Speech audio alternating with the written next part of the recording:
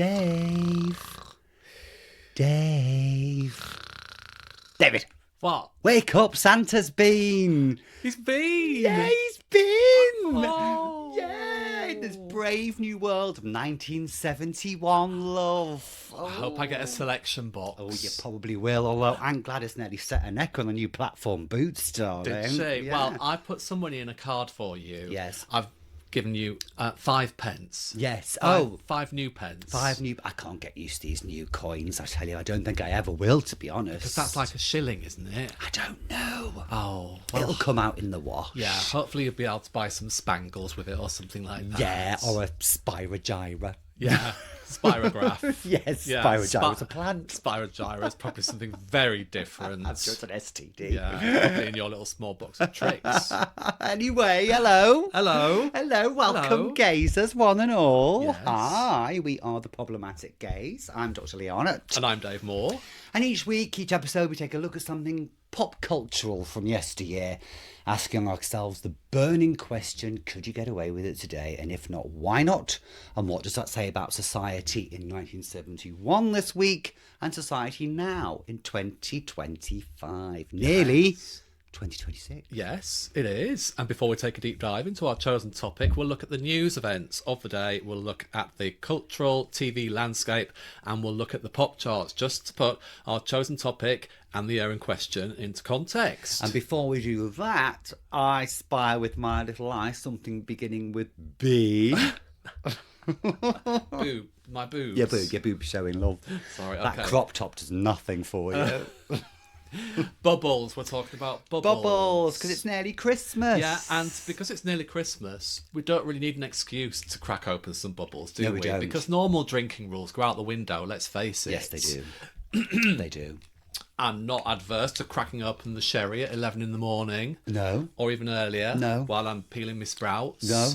You know. Yeah, well, needs must. Exactly. Whatever it takes to get you through that day. Exactly. And Yeah. I have got over my hangover from the Problematic Gazette that we issued last Friday when I'd been to the Panto the night before. And Yes. just feeling a little bit fragile. Oh, there we go. So, Lovely. it's been a few days since Lovely. alcohol has touched my lips. Lie. So, let's do it. Let's give our gazers some sound effects. Yes, go on. Here we go. Oh, that's gentle, isn't That's it? nice. It's gentle fish. Is that mine? Half glass? Come on. Well, I've got the anti-spillage coupes going, because I know what you're like. He's only jaded. You've already decimated one of my Christmas decorations. You didn't tell me. I thought I'd try and dress the set to look festive for those watching on YouTube. I hope you're appreciating. And so there's this lovely little silver thing downstairs. I just picked it up, fell apart.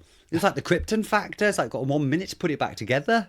Now, gazers, did you ever have this? My grandma had one, which is, it's kind of like a little silver tray, but on it, it's adorned with like little angels with little dinky bells. So you light candles underneath it and it spins round and it does like little kind of like angel bells. What, and falls apart when you pick it up? Well, Lee picked it up, it just fell apart. I mean, I'm Just not exactly the Incredible Hulk, so clearly. shattered my dreams of Christmas past. Shut up, cheers. There you Cheers. go. And like family members, we do tend to bicker, don't we?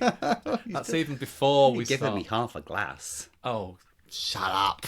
Give myself a bit more. I never do. Just because someone's feeling parsimonious just because they had too much to drink last night. Well, not my fault, is it? I'm being punished. So, gazers, have you been to any Christmas parties? Do let us know. Yeah, you love a Christmas party, as you said last week, don't you? Well, no. No, I don't. Yeah. Christmas parties, no, not for me. I mean, you know, I'm not bar humbug, I'm not a Scrooge. No. It's just my social anxiety just goes off the chart. Yes. It's like you stood in front of somebody you work with. That's nice. And it's like, oh, what do we talk about if we're not going to talk about work? Yeah. Yeah, it is. There is that. Yeah. No. Yeah. I always home in on one of the cameramen at work because he's a gardener, so we can talk about gardening. Fine. Yes. Fine. So you know you're on safe ground. Yes. Yeah. Yeah. And I always say to my hubby, let's think of 3 things I could say to somebody Yes. to open a conversation. Yeah. What's your favourite colour? Have you got any brothers or sisters? What star sign are you? Like that. Is that what you do? Yes. No. I like to think I'm a bit more sophisticated than that. You are a little bit more sophisticated. What's So your what do favourite you number? do? Okay, for our gazers who do share in my social anxiety, what is your trick? Because you are known as a little bit of a social butterfly. Yeah. What is your tip for opening a conversation with somebody? How are you finding the evening? Right. Always ask questions. How? Never ask a yes or no question. Force somebody into giving an answer that's not yes or no. Do it to me then. How are you finding this evening? Yeah. How much are you enjoying yourself? Yeah. Sounds like you're having a great time. Yes. Oh, he's so bloody obnoxious, isn't he? That wasn't very good. Speaking of fractious relationships, here we are talking about Christmas TV icons, aren't we? We are. And not just Christmas TV icons, icons of TV and comedy of yesteryear, because we're here to talk about the Morecambe and Wise Christmas Special from 1971. Top line, I adored this. Top line for me, it was bloody brilliant. Yeah. So, what's your relationship with Morecambe and Wise? Well, I mean, come on. It was a staple, wasn't it, at Christmas? Obviously, we were kind of like born during their kind of peak. So anything we saw were the traditional repeats, possibly, of Morecambe and Wise, unless it was at the tail end of their, TV career. But I just remember it. I've got that nostalgic hue about it. My parents absolutely guffawing at it, watching it with my grandma. It was on. It was a Christmas staple, a Christmas tradition, and it's testament to the longevity of Morecambe and Wise that even the repeats still kind of tops the Christmas Day ratings and things. So I absolutely love them. Yeah, what about you? It's the same. I remember their show on ITV when I was a kid, and we used to watch it and thought it was hilarious. Obviously, I missed the Christmas specials from the 70s, or they were probably on. Yeah. But I was playing with my Etch-a-Sketch or something by that point. But yeah, I thought they were great. And was very happy not to be disabused of that when we watched this. Wasn't it nice to watch something that was genuinely funny after the previous 2 weeks of It's a Wonderful Life and Downton Abbey? And also genuinely Christmassy. Yes, properly Christmassy. It felt like proper Christmas telly. Yes. Finally. Yeah, it was. So, before we take a deep dive into Eric and Ern, I've seen a film about that, actually. No, I haven't. Shall we have a look at some of the key events facing the UK in 1971? And surprisingly, we've not done 1971 before. Haven't we? No, we haven't. Oh, good. Fresh meat. It's an inaugural year for us. Very good. Yeah. Try saying that after another glass of champagne. It almost didn't come out, actually, as I was saying it. Inaugural. You went, oh, Mary, what's her name? Berry? No. Tyler Moore? No. White House? No. It's not Baby even Jesus Mary. about that. It's not even Mary, it's that historian who can't. Lucy Worsley. Yeah. Say it's an inaugural. Inaugural year. I keep refining my Lucy Worsley impression. That's the second time we've dropped a bit. Do you know what I've said? Gazers, help me out here. I think that Lee could be a Lucy Worsley type character. So do I. / Mary Beard. Yes. I was getting really confused there with Mary Berry. I thought Beard. What do you mean, like a gay man pretending to be a straight man? No. I mean, what does Mary Beard do? Does she do all the she does the historical Roman stuff. Yeah, I think you'd be really good at that on telly. Yeah. Anyway, if any producers are watching. But don't leave me. No, I won't. You can come with me. Oh, can I? Yeah, you can. I record it? Can I film it? I'll direct it. Fabulous. Yeah. I'm just going to use the Christmas tree time just to fan myself. It's a bit hot in here, yeah? Heating's on. Heating's on. The lights are on. Yeah. And I'm sweating. That's showbiz, darling. That's showbiz. You've got to rise above it. Luckily, the face is powdered. Otherwise, it would be a hot mess. Well, exactly. I mean, you'll probably lose a lot of weight because you'll sweat it out. Probably. That's one good thing. Yeah. Should we have a look at the news? Not that you need it. You like a little rake, you. Thank you, I think. Let's cross over to the news desk. Let's do it. Cheers. Cheers. Here we are at the news desk. At the news desk. Yes. You don't often see Maurice Stewart with a coupe of champagne around, no, but she's got it under there. She's got it has under. she? Yeah. They all do. Do they? Yeah. Well, I find it helps the words come out better. Yes, it does. Yeah. Because you're not thinking about it as much. That's true, actually. It's the same when you learn a language. It's always recommended if you're trying to speak the new language, just have a glass of wine to loosen you up a bit so you start getting subconscious about it. Yes. Well, they say as an actor, when you're going on stage, Yes. or recording a take for television, as we call it in the biz. Yeah. If you've learnt your lines enough, forget them. Just walk on stage and forget Yes. your lines. They'll and come then to you. It will come. Yeah, as they'll long as come. you put the work in. Exactly. Now, we have read through this once, haven't we? That's It putting the work in, yeah. Didn't really go that well, but we're hoping it'll be all right on the night. It'll be all right on the night. Yeah, so Let's shall do I it. go first? You go Is it first, me? yeah. Okay, so on the 15th of February 1971, it's D-Day. What? Not that one. Fine. The UK and the Republic of Ireland both switched to decimal currency. On the 1st of September, the pre-decimal penny and threepence ceased to be legal tender, you see? Yeah. I did that without Perfect. stumbling or anything. Perfect. That's newfangled decimal currency. Honestly, it won't catch on. Oh. Won't last. You see, we think nothing now of just dividing everything by 10, do we? No, because it's the most sensible, logical thing to do, like the rest of the world does. But no, we had 12 pennies to the shilling, 15 shillings to the pound. It just makes no sense at all. No. Some people want to go back to those days, Dave. They do. They do. When England was great. Yeah. God, here we go. Yeah. It's the 70s. So, of course, there are strikes taking place. On the 1st of March, an estimated 120,000 to 250,000. Another one of those big disparities of numbers. Yeah.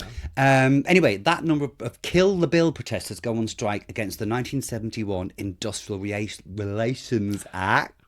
Thank you. Yeah. In London. The Act introduced measures that many unions saw as direct attacks on their rights, such as ending the legal immunity unions had from being sued during strikes. The Act proved so unworkable and unpopular it was effectively abandoned and later fully repealed by the Labour government in 1974. Now, I haven't got a lot to say about that because I don't really understand it.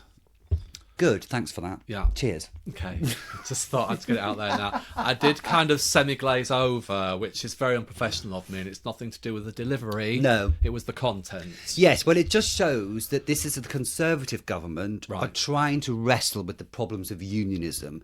In the early 70s, union membership is at its absolute highest, and the unions wield great power, as they will continue to do so throughout the decade, until a certain iron lady comes in and bends them to her will. We'll be hearing from her later. I think we will. Yeah, but in lighter news, on the 7th of June, the children's TV show Blue Peter buried a time capsule in the grounds of BBC Television Centre, due to be opened on the first episode of the year 2000. Now, that sounds really exciting. Oh, my God. I can imagine what they put in there just for the marvel of school children in the year 2000. Yeah, like And I know- items that represent the cultural landscape of 1971. And Yeah. what did they put in it, eh? They put in it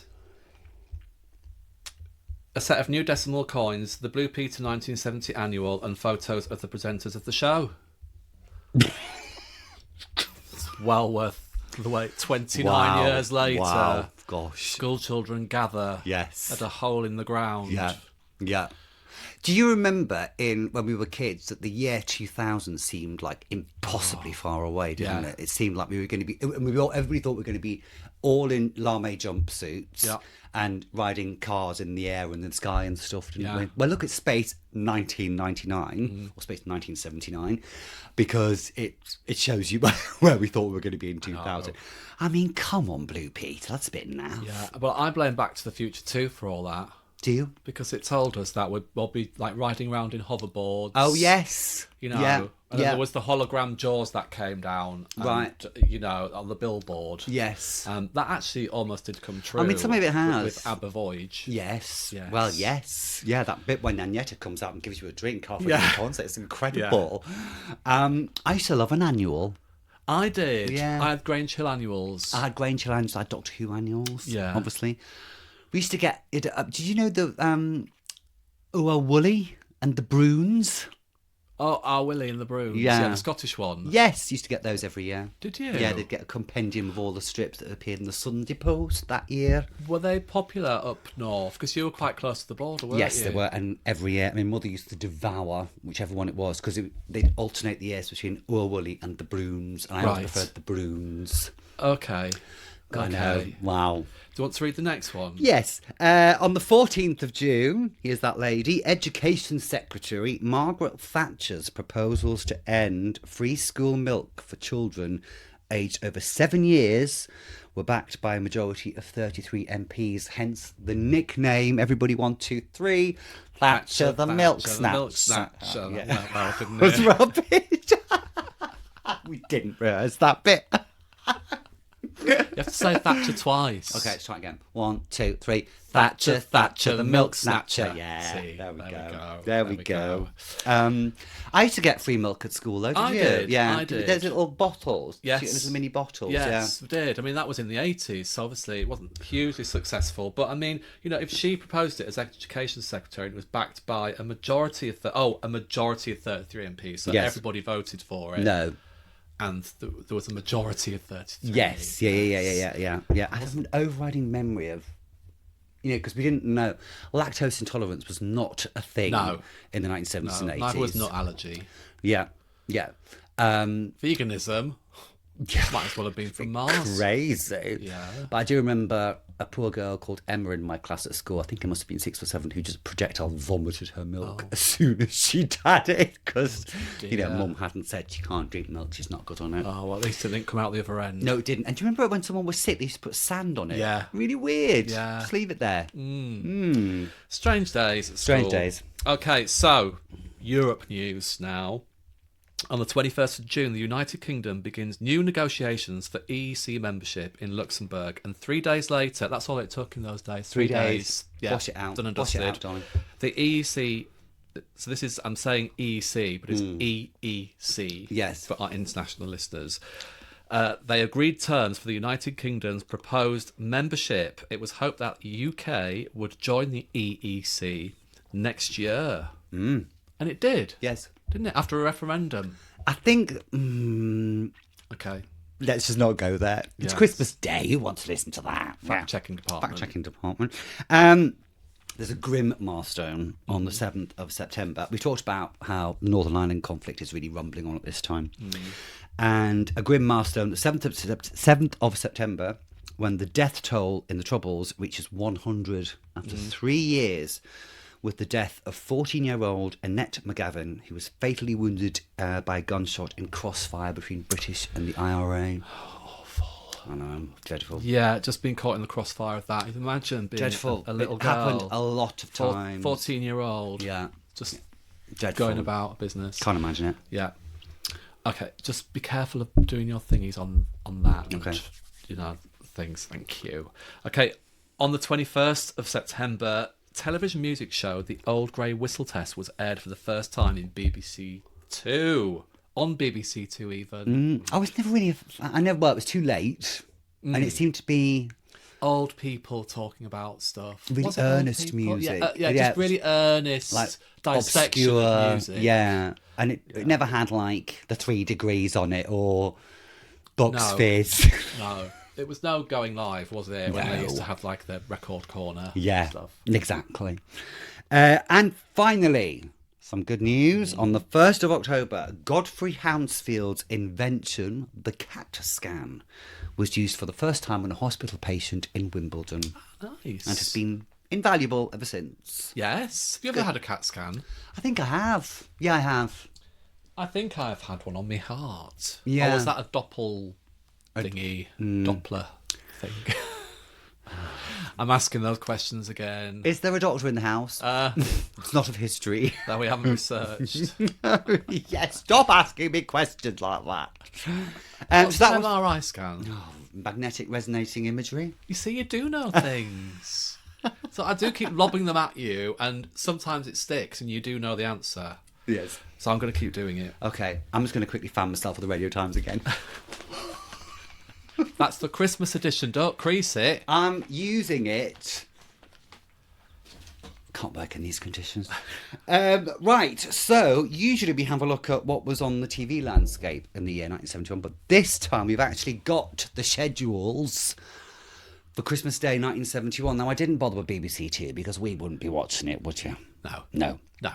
Do you want to do BBC One? Yes, shall I do BBC Go on, One? go Okay. Is it this one the first one? Yes. Okay, so at 9 a.m, this is Christmas morning. At 9:30 a.m, Aspel's Christmas Crackers.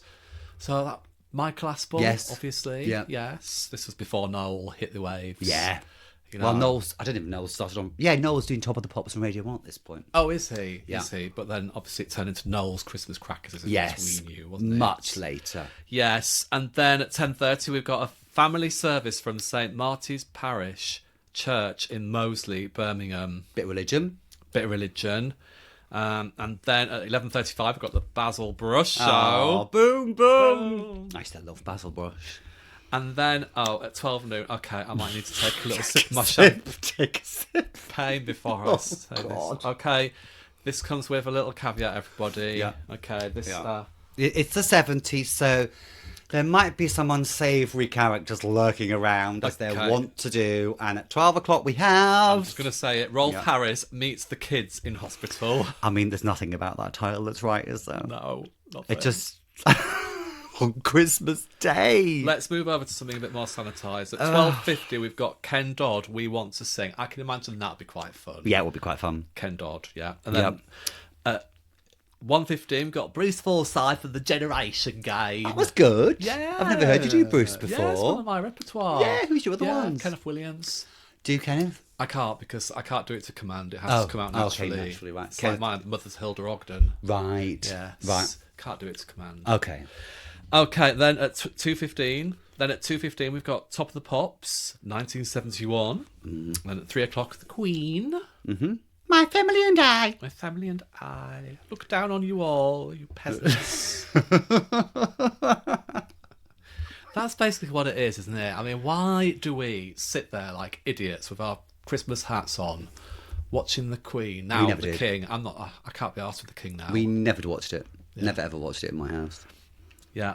Okay, so, and then at 4:15, we've got the Black and White Minstrel Show, which is a staple around this time. Yeah. Hugely popular.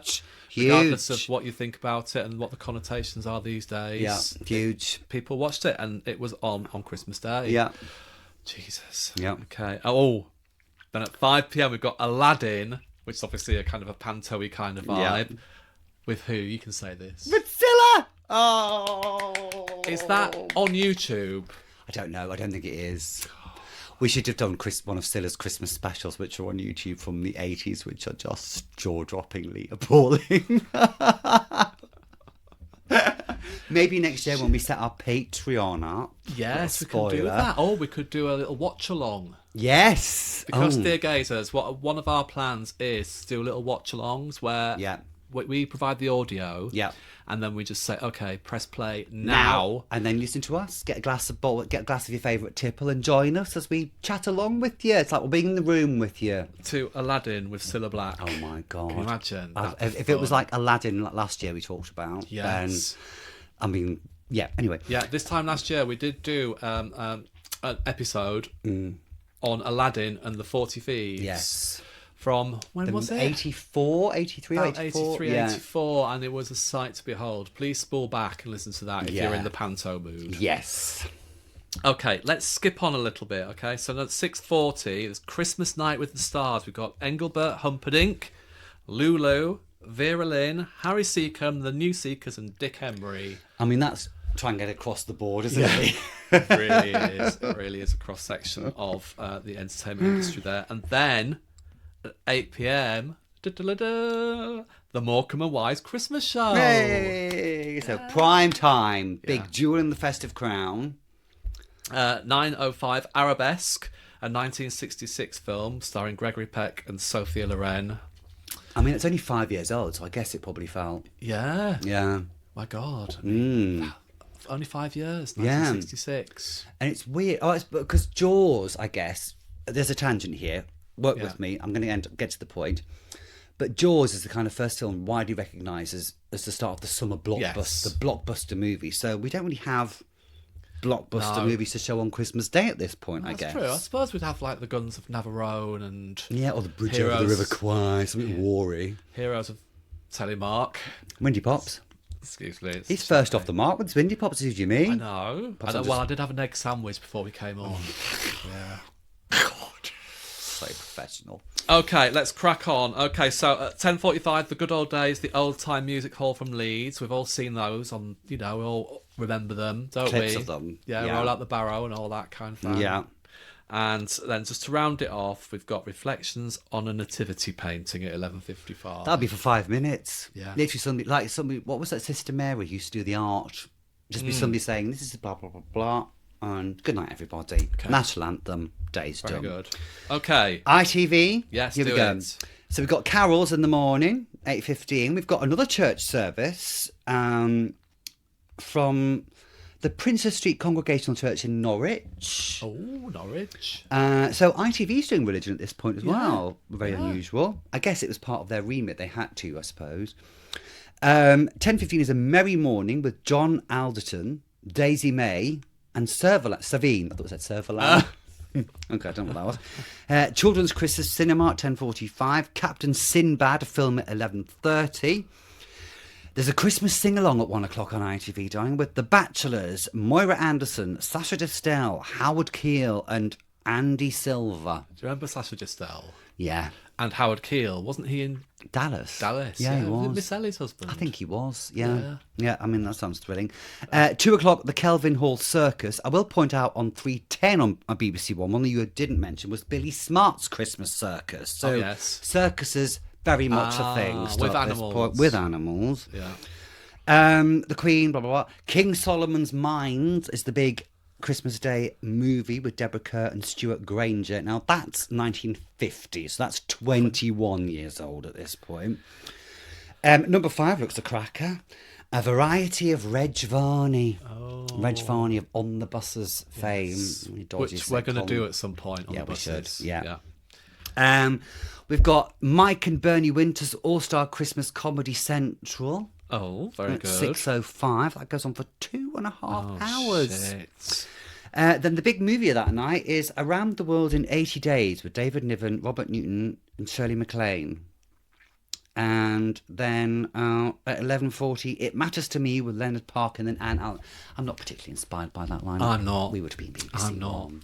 I wonder if the BBC Christmas TV was a big thing in those days. Well, we'll find out the ratings for Morecambe and Wise. Yes, it was. Okay, fine. Yes, it was. And I don't know if ITV kind of just let the BBC have it at this point. Because obviously advertising is not at a premium rate for Christmas Day on ITV1 because it doesn't get the biggest viewing figures. So maybe they just have to scrape a bit. What's that barrel scraping noise? I mean, these could be huge shows, we don't know. 2.5 hours of Mike and Bernie Winters. I mean, I don't know Mike, but I know Bernie. Didn't he have Schnorbits? Yeah.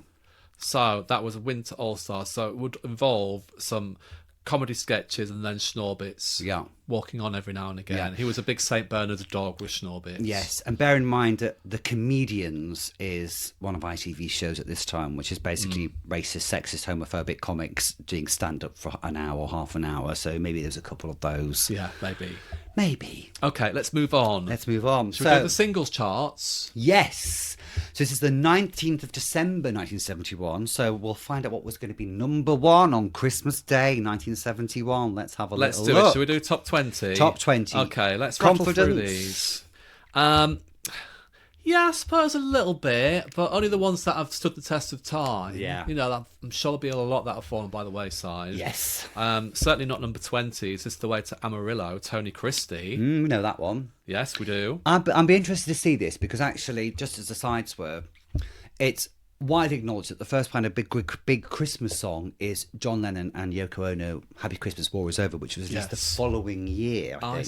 see. Which is when the Christmas number 1 race becomes a thing.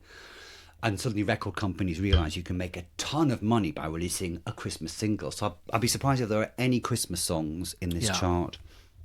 So we've had It's Just the Way to Amarillo. Yeah. Number 19 is Morning by Val Dunican. Number 18, Soli, Middle of the Road. I mean, never was a band's name more appropriate. You know what I mean? What should we call ourselves? Let's call ourselves A Middle of the Road. Okay, brilliant idea. Number 17, Surrender, Diana Ross. Mm-hmm. Okay, number 16, It Must Be Love by Labi Siffrey. I didn't realise Labi Siffrey was around that long. And that's the one Madness covered, isn't it? I think so, yes. Yeah. Number 15 is... It's me, darling. Oh, okay, sorry. I'm peeking. Still my thunder. Peeking too soon, which is my camera. Number 15, Fireball by Deep Purple. Oh, number 14, Johnny Reggae by the Piglets. Or Piglets. Yeah. Number 13, Sing a Song of Freedom by Cliff Richards.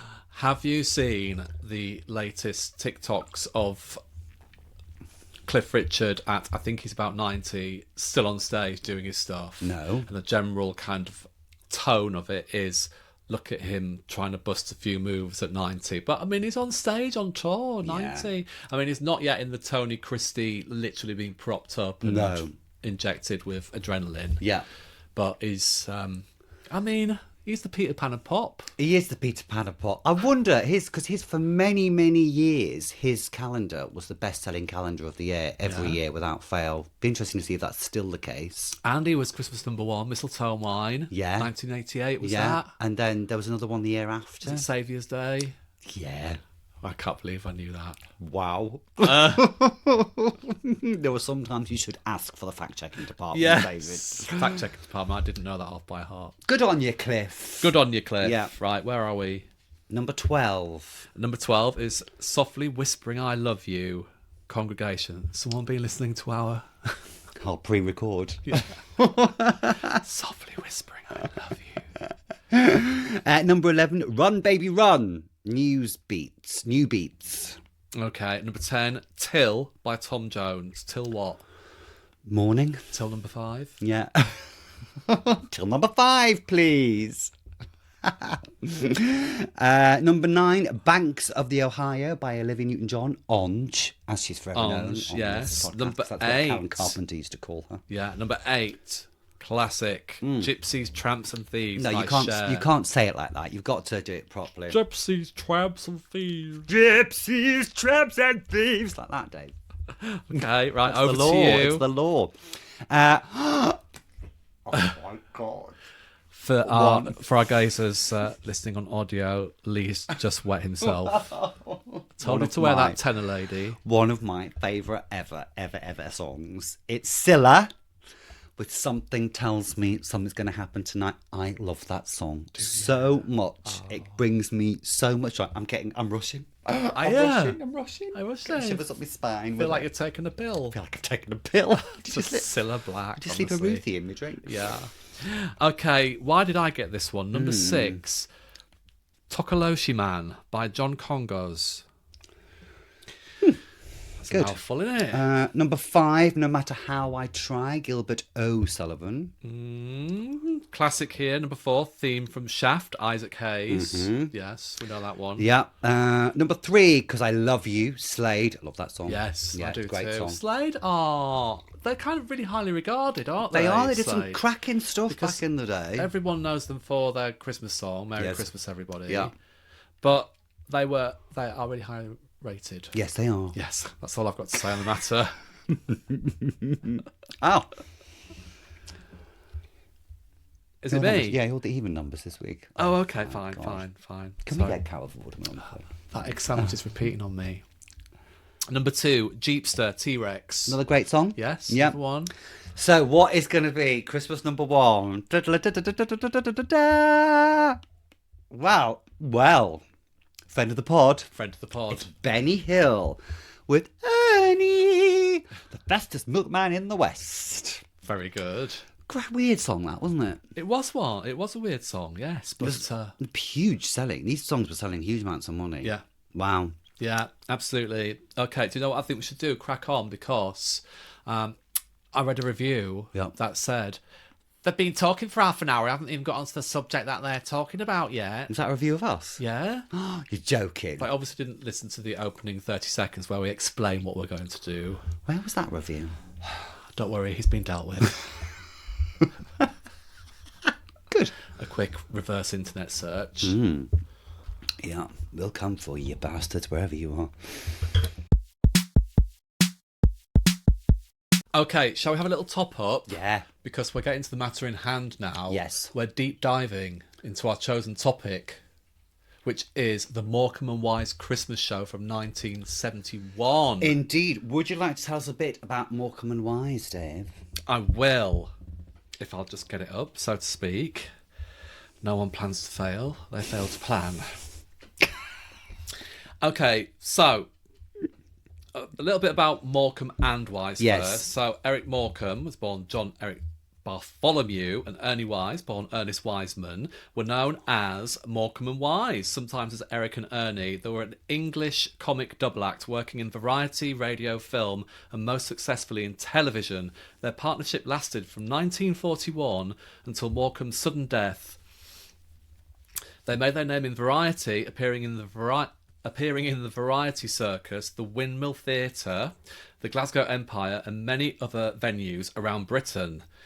And then they made their name in radio, first in Variety Fanfare, made by BBC in Manchester, and then with their own radio show, You're Only Young Once, first broadcast in 1953. And then they moved into television. A long history. Yes. On the list of the 100 greatest television programmes drawn up by the British Film Institute in 2000, the Morecambe and Wise Show was placed 14th. In September 2006, they were voted by the general public as number 2 in a poll of TV's 50 greatest stars.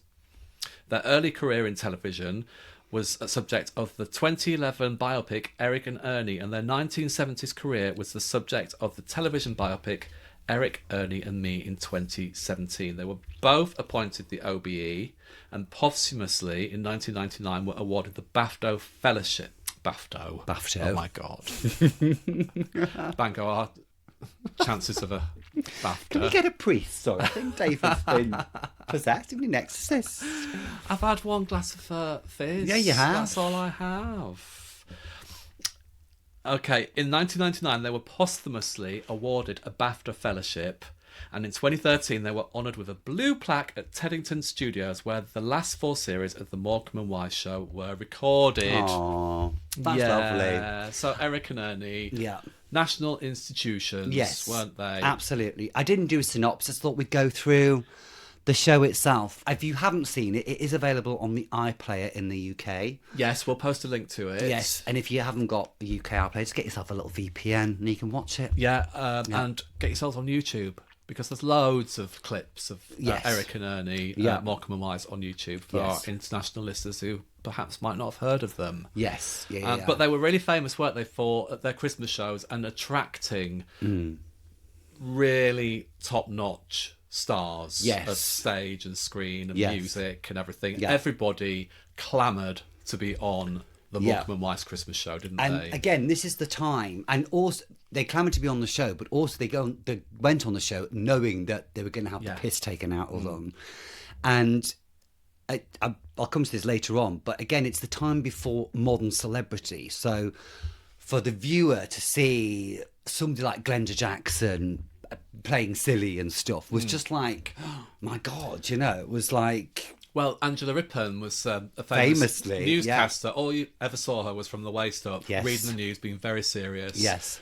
Went on Morecambe and Wise, high kicking, showing off her legs and everything. Yeah, I mean, that was an iconic moment as well, wasn't it? When she's reading the news and the desk comes when she's got this long dress on and off she pops. And that cemented her, really. So going on this show was also a really easy way to kind of make you huge, make you really well known within the British public, wasn't it? Yeah, and this year, 1971, the Christmas show was vintage, wasn't it, for celebrities, which we'll get into. So we kind of open up on, it was a mixture of, it was kind of a variety show, wasn't it? Which is where their roots came from, that variety circuit, which was really popular in the UK. Yeah. And so it was a mixture of kind of like short little sketches and then longer sketches with celebrities, wasn't it? And then a mixture of, there'll be a musical act and things like that. So we open up, and one of the famous things about Morecambe and Wise was that they were often seen in bed together. Yeah. It's really weird, isn't it? Watching it now, it's the show opens with the first shot is them two in bed together, sleeping. Yeah. And it's just... And no one bats an eyelid. No. Do they? But there's not even a hint of queerness about it at all. It's supposed it's like Bert and Ernie in Sesame Street. It's just weird watching Yeah. it, isn't it? Yeah, it's like it was perfectly normal Yeah. for two men to be in bed together, which in 1971 it wasn't. Yes. You yeah. know. Yeah. I can't get my head around that. It's just so bizarre. Yeah. And I think it's really nice because it's kind of subversive in a way, isn't it? Yeah. But at the same time, completely normal. And it just feels really innocent. Yeah. And we're not saying they were in bed together having rumpy pumpy. They were literally buttoned up in their pyjamas. Yes, sleeping in this Sleeping. case. Yeah, but you'd often have sketches of them sitting lying next to each other in the bed.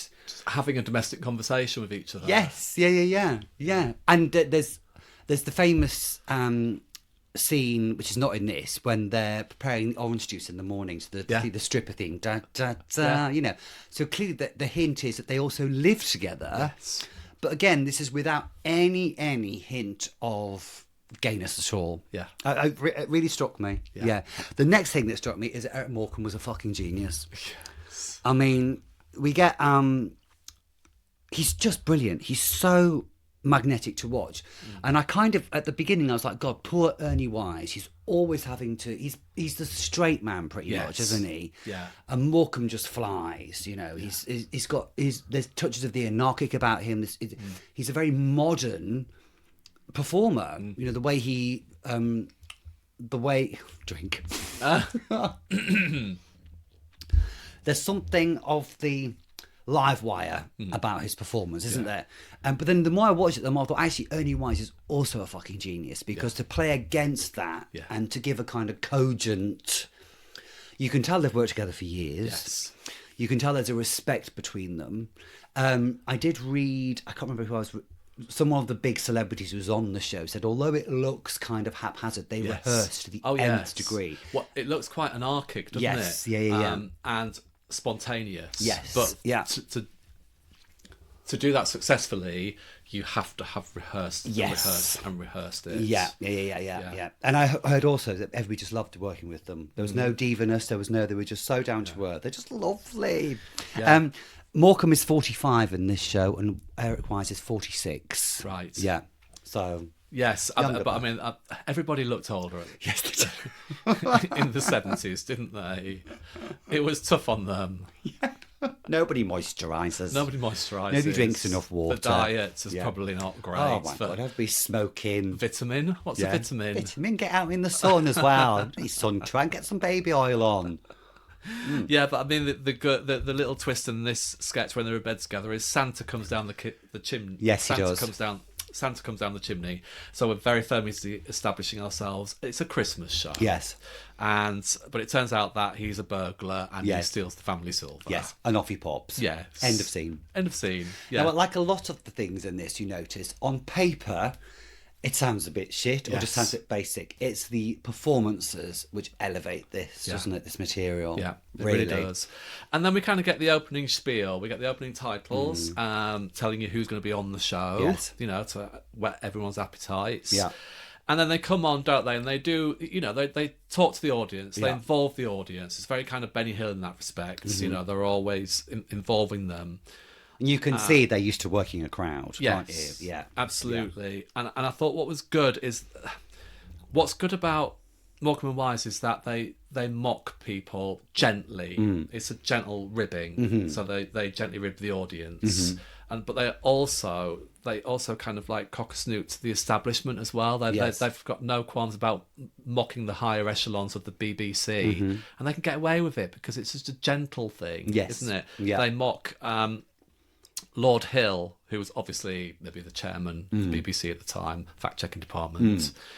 Go on holiday, it's Christmas, love. Yeah, and then Dick Emery just walks on, says one line, and walks off again. That's the calibre of people we've got on already. Interestingly, Dick Emery's just appeared in the show before, Christmas Night with the Stars as well, so that's twice on Christmas Day. He hasn't got a show but he's around, Yeah, there's a whole bit of spiel about them getting a cup in order to thank the BBC thanking them for their service, isn't there? And Eric gets a tiny little one, and he gets the big one. I mean, again, on paper, sounds basic. Yeah. It's the performances and the spiel, the shtick, which carries this, really. Yeah. As is the next little scene. Again, on paper, two monks come in, ring a bell, go and take a drink of beer, go back and ring a bell. Yeah. Sounds shit. Yeah. hilarious. Yeah. Yeah.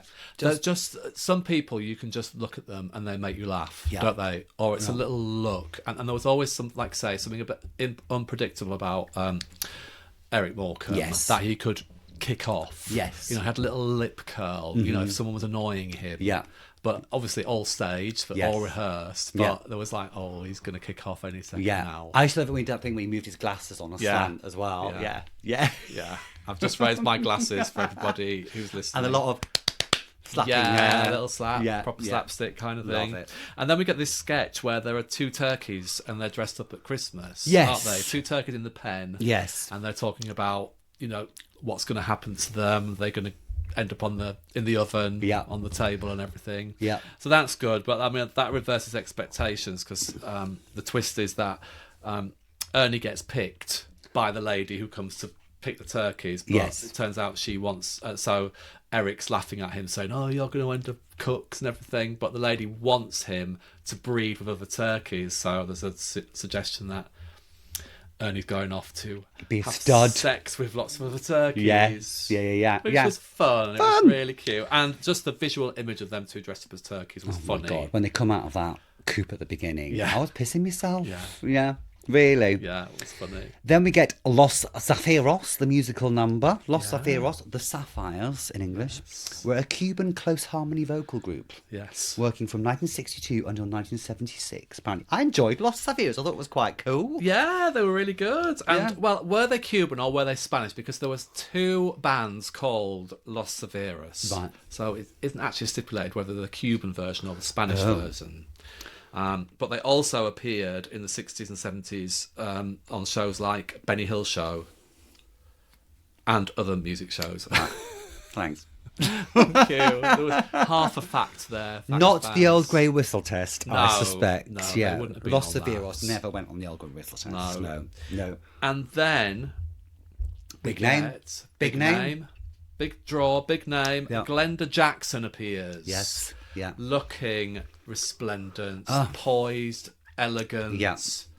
In on the joke. Commanding. Yeah. In on the joke. They said that they only got her in because she thought she was a dame. They introduced her as Dame Glenda Jackson. And then she comes on and she goes, I'm not actually a dame, you know. Like, oh, God, that's the only reason we got you on. But she'd been on the show before in a famous kind of Anthony and Cleopatra sketch. Yeah.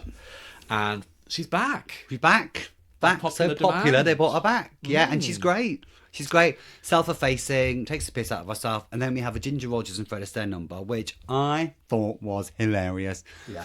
The main gimmick of which is that the canes, the top hat and tails and canes, is that Eric's cane keeps getting longer. Yeah. And the physical comedy was so funny, honestly. It was just fucking brilliant, wasn't it? And do you know who they reminded me at this point? And I think a comedy double act really have to thank Eric and Ernie, or they might have modelled themselves on Morecambe and Wise, is Vic and Bob. Oh, absolutely. There was this it was a surreal thing. Yes. I mean, how and why and when did Eric's cane get so absolutely massive? Yes, yeah. And the good thing about it is they obviously tell the guest stars, you play it straight, let us focus on the comedy. Yes. That's the whole thing. And that's what makes it work. Because Glenda Jackson's dancing around. Yes. Just being absolutely amazing. Yeah. Really good dancer. Really good dancer. Elegant, this beautiful red dress. Yes. And everything. Totally ignoring all the anarchy that's going on around her. Yes. Yeah. It was great. I was howling at the TV. It was so howling. Then we have another famous set piece. This is probably one of the most famous set pieces, isn't it? Yeah. André Previn, who is a very famous composer, conductor, soundtrack producer, a big name in the classical music world. Comes on and takes the piss out of himself, basically. And again, it's just great. He's only come on because Eric and Ernie have told him that Yehudi Menuhin was going to play in his orchestra. Yes, and it turns out that Eric is the one going to be playing the piano, and there follows a long scene of... I don't want to spoil it because it's just fucking great. Did you notice, though, is it the Royal Philharmonic or something they've got? All male, all white. All male, all white in the background. No women in this orchestra at all. Proper corpsing. Yes, there were. And then this is the immortal line, isn't it? That a lot of people remember, which is, I'm playing all the notes I'm playing all the right notes, but not necessarily in the right order. Yeah, it's really, really great. It's really funny. And that corpse thing you mentioned, I love that, because a lot of when the celebs are doing their little bits, they're kind of joking at the same time and laughing, and I like that. Benny Hill did it as well. I miss that in things. It kind of makes it a bit more intimate, I think, doesn't it? Because suddenly you're in on the joke with them. They know they're in on a joke, and now the audience is as well. Yeah. And apparently André Previn was late. Now, I'm prefacing all this with like, allegedly, because obviously there's folklore and people say things about what happened. Sure. But apparently André Previn arrived late, not his fault, but only thought he was coming on to say a couple of lines, and then was immediately presented with 6 pages of dialogue by them. And again, he was worried that he wasn't going to be funny, and they said, we don't want you to be funny. Yes. We want you to be dead serious, and we'll do the jokes all around you. So he was like, phew, all right then, let's do that. Gosh. But yeah, I mean, it's such a great sketch. Yeah, really. And then, well, we've got another big gun, haven't we? We have Shirley Bassey. Burley Chassis comes on and sings a rendition of Smoke Gets in Your Eyes. Yes, yeah. Now, this is another one that I remember howling at the time, my parents howling at. Yeah. I've seen it. I think it's definitely one of the ones that gets repeated. I was howling at this. Absolutely pissing myself laughing at this. Shirley Bassey comes on, plays it absolutely straight. Beautiful voice, powerful voice, singing, but there's like a moving set around her, and it kind of breaks down, and then you get Eric and Ernie in their kind of brown coats as caretakers, all stage props hands and everything, trying to get the scenery to work while she's singing the song, which is great. And again, apparently she found it really difficult to keep a straight face. I bet she keep going did. For retakes. Yeah. But she also said it was one of the best things she's ever worked on, because I think people treat superstars, they wrap them up in cotton wool, don't they? And it's very much kind of very sycophantic environment for a lot of stars, where they go places. Yes, Miss Bassey. No, Miss Bassey. Yes. Anything you want, Miss Bassey. And there's these 2 idiots just taking the piss out of her. Yeah. Which must be really, really nice and refreshing for somebody. Speaking of taking the piss, did I ever tell you my Shirley Bassey story? No. I'll tell you afterwards. Okay. I've got Shirley Bassey's story as well, actually. But it's far too mucky. So is mine. Is it? Yeah. Crack on. Yeah. Sorry. Not very entertaining for our guests, is it? But I think what's send a stamped dress envelope and we'll write it down for you. But I do think what's really nice is that they actually give Shirley Bassey a song for herself. Yes. Diamonds Are Forever, where they don't take the piss out of her. It's just her on stage, and she shines, doesn't she? Like a diamond. Yeah. Shines like a diamond. She's was luminescent. she miming? I couldn't tell, actually. I thought she was maybe miming. Probably. But yeah. Hey. It doesn't. It's Shirley. Well, it doesn't matter, because I mean she sounds phenomenal on the recording. She does. Yes. Okay, so I think that's probably about the peak of the show. Right. Because then we do get a sketch, and I have to say that I did find there was a weak sketch in this, which was... This is the April Showers one, or is this Francis Matthews? It's Francis Matthews. Because there's an April Showers sketch before that. Oh, yeah. Which again I thought on paper sounds shit, but actually is quite funny. They're playing the piano at different times, singing different songs, weather-related songs. Every time Eric sings a song, he's saying stormy weather. He gets splashed with water. Ernie sings a song that's like bright sunshiny day, And again, sounds rubbish.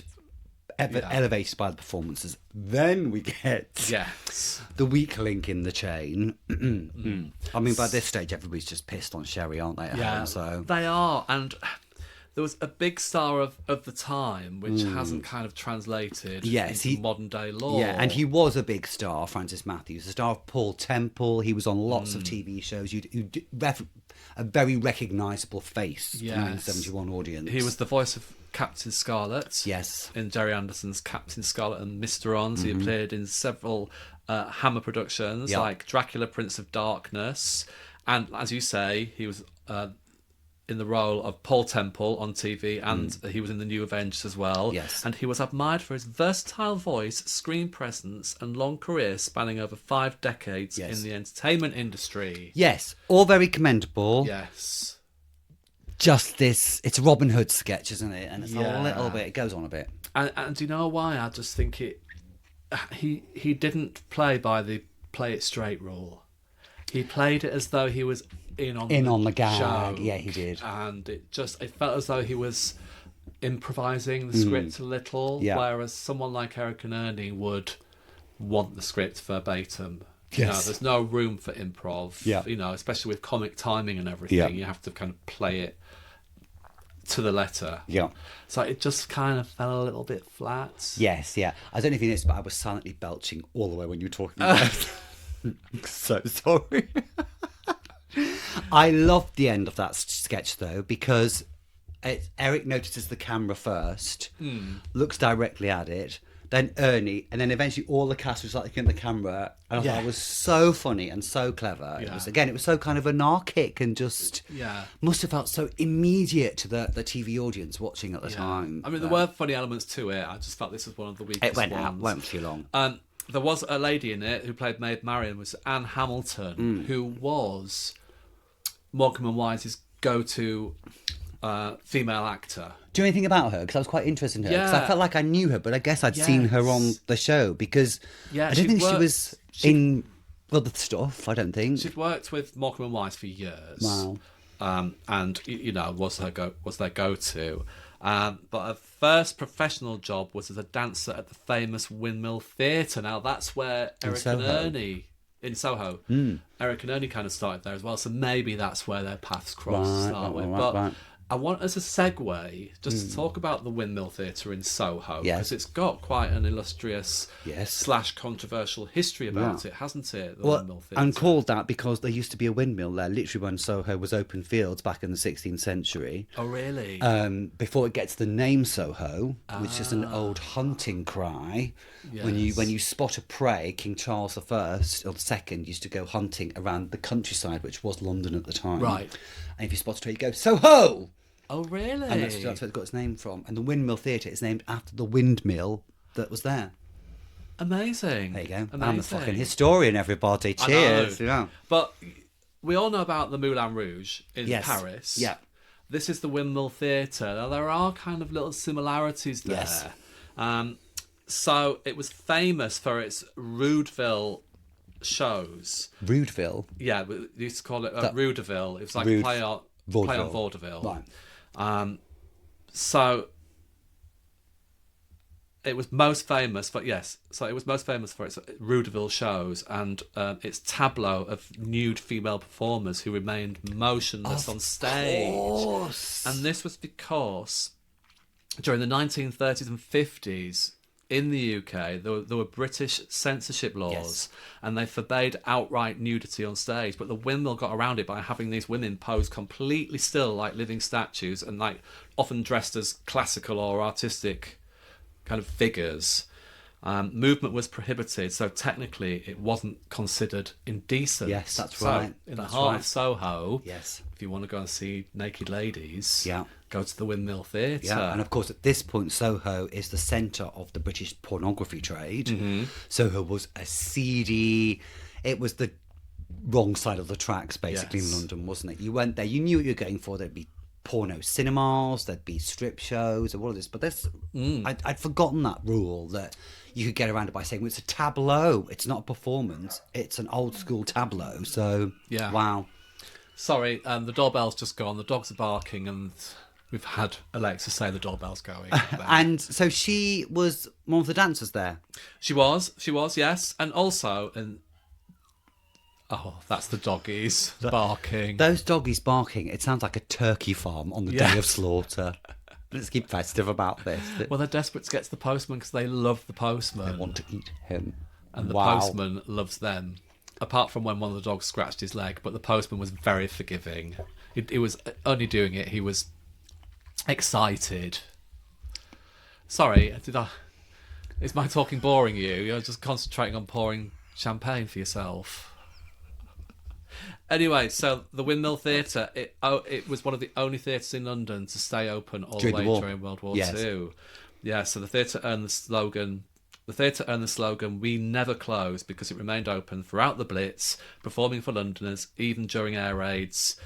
This made it legendary for its resilience, and then it moved on to reviews and comedy. Theatre also staged short reviews, musical numbers, and comedy sketches, often featuring the rising stars of British theatre and film, a la Morecambe and Wise. Anyway, so I just wanted to let you know that is what the Windmill Theatre was all about. I love that. Yeah. And again, it speaks to that how variety was a big night out for lots of people. You know, Yes. pre-television, you'd go to a variety evening and you'd see a variety of acts, dancing girls, magicians, singers, you know, a bit of comedy, you know, which is where Morecambe and Wise plied their trade and, you know, honed their craft. Yes, also Diana Dawes started off there. Wow. And Cliff Richard as a child. Wow, Just gosh. bringing it full circle back to Cliff. Oh, that was lovely, darling. I Cheers have to to wrap that, that up? darling. Yeah, that was a beautiful bit of circling. Yeah. Cheers. It's completely Cheers. coincidental, but there you go. Don't say that. It's planned. Then they have a lovely final number, don't they? The two. Yes. Sing along. I got a bit teary. No, it wasn't the traditional Bring Me Sunshine, no, it was wasn't. it? No. It was a play on it. Yes, and I got a little bit teary. I got a bit teared up. I got a bit teary throughout watching this, actually, just because it felt so pure, and it was so just.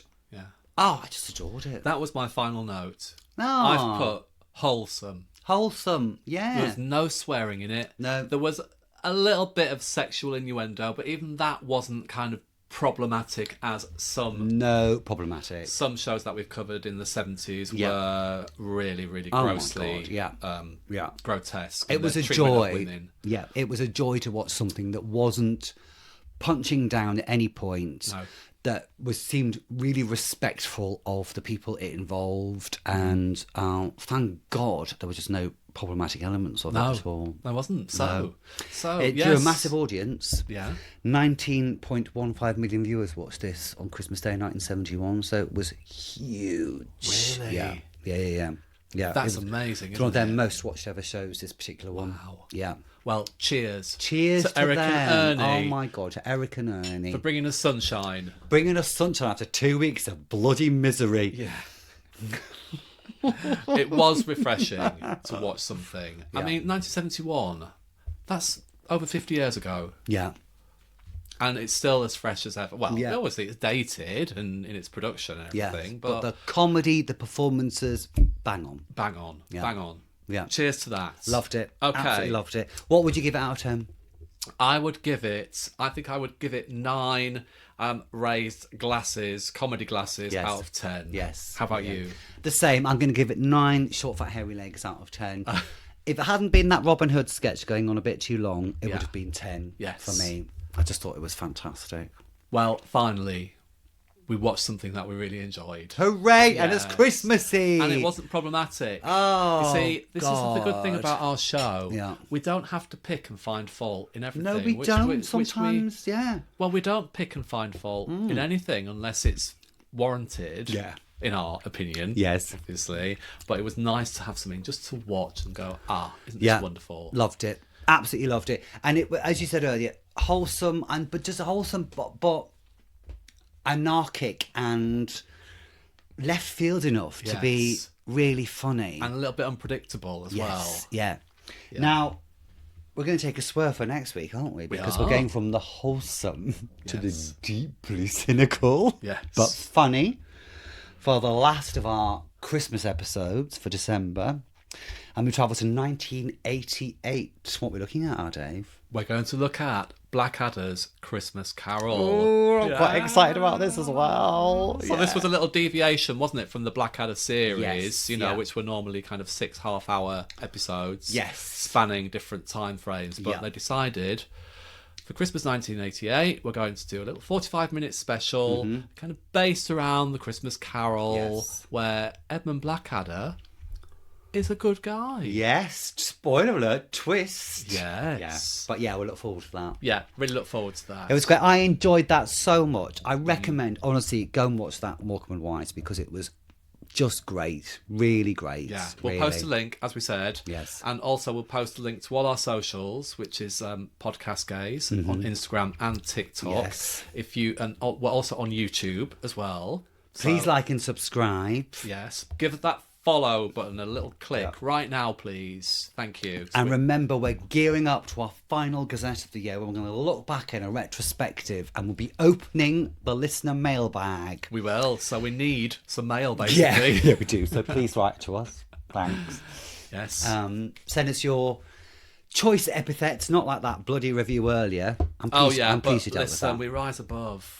We rise above. above. We do. Yeah, we do. Because for every guy who doesn't listen to the intro, there's a Rocky in Australia who absolutely adores us, darling. Adores us, darling. And the Jeannie Noo-Noos of this world, darling. and the Ruthie's. Yes. You know. The Ruthie's, the drugs you're putting in it. Yeah, the Ruthie's. Yeah.